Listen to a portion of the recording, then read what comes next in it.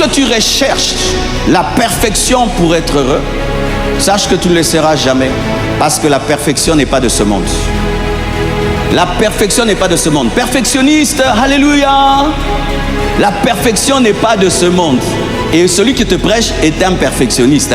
J'ai fini par le comprendre et ça m'a pris beaucoup d'années. Vous savez, je suis un perfectionniste et quand j'ai commencé l'église, les fidèles, avant que tu ne les changes, ils t'échangent d'abord et puis tu les changes.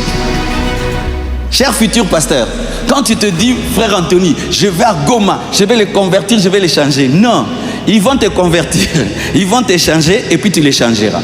Alors moi, j'étais perfectionniste, je veux que toute chose soit parfaite. Frère, je commence l'église, je n'ai pas d'argent. Eh bien, on commence le culte sans tôle, sans instrument, sans porte. Même si tu es fâché, il n'y a pas ça. Tu commences. Je mets un tapis tout blanc par terre. Tu t'imagines? Toi, le perfectionniste, qui ne peut pas mettre un tapis blanc par terre. Tu n'as que ce tapis blanc et tu n'as pas l'argent pour faire même un pavement. Tu fais quoi? Tu n'as pas le choix. Tu mets. Même si tu es fâché, tu mets seulement.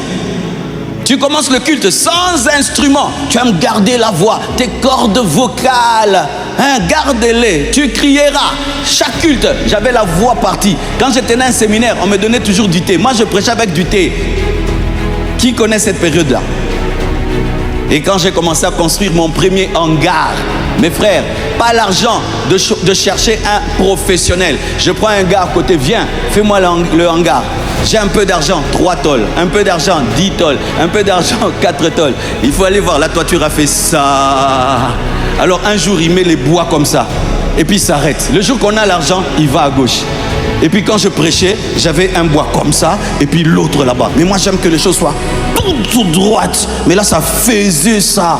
Au départ, quand je prêchais, ce bois paraissait énorme devant moi. J'avais mal, le perfectionniste. Mais plus je prêchais, c'est comme si le bois avait disparu.